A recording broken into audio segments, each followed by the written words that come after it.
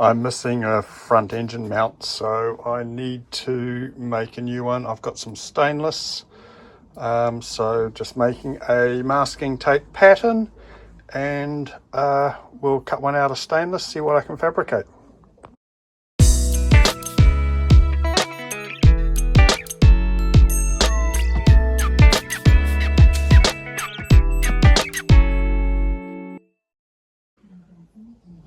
Here's a little trick when you're cutting out curved pieces in thin plate or sheet.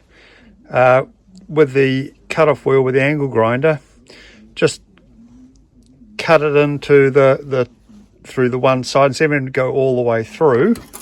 When you turn it over, you can actually see the heat line, so then you can come in from behind and then cut it, and then that piece will just break out.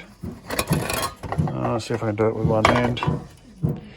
Oh, see, there we go. Oh, I don't have gloves on, but you get the idea. Just makes it a little bit easier. You don't have to cut all the way through.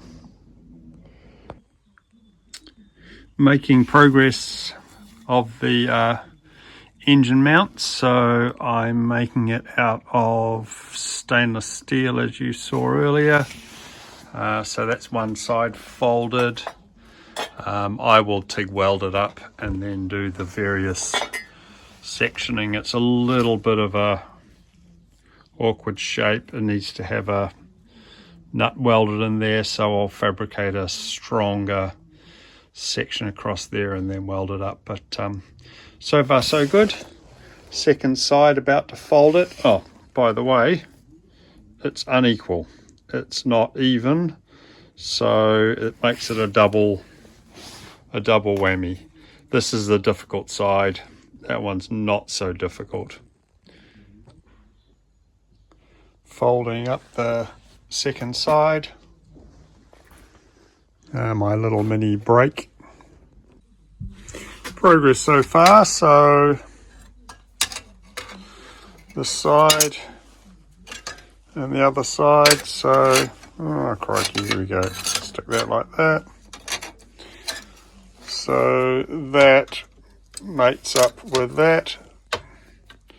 So we'll TIG weld that section, and then I'm going to do some creative folding with these ears, and then I will build the center section there. So split that down the middle and then take it up, and I will put in a double plate. In fact, I think I'm just going to weld in a large stainless penny washer in here, and probably weld in some stainless washers in all of the holes just to stiffen it up a bit. But I think it's going to come out nice in the end. This is the next day, and we are getting closer to the product.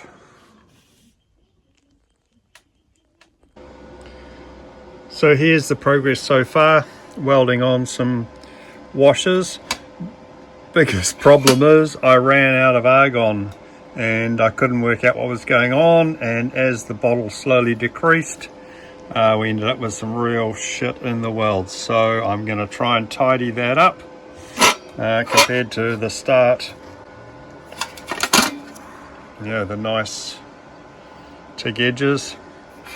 But so we'll have a bit of a go of cleaning it up and see what we end up with. There we go. I've wasted a lot of time on this, so I'm going to weld the 8mm nut in there with a washer. This area I'll worry about later. And initially I'm just going to get the whole bike running, so then we can go through and tidy up the little bits and pieces as we go. So I'll make up a little section to fit in there, but that's going to be sufficient to fit the sump plate. In fact, we've got a sump plate's got a corner cut out of it, so I'll show that as well once it's on. Well, there we are, late night, bolted on.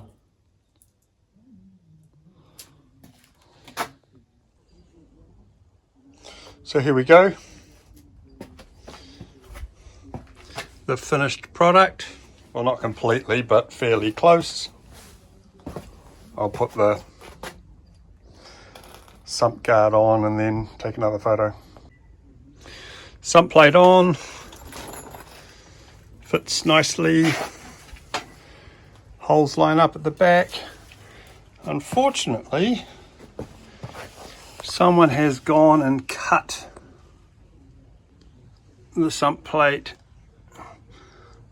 under the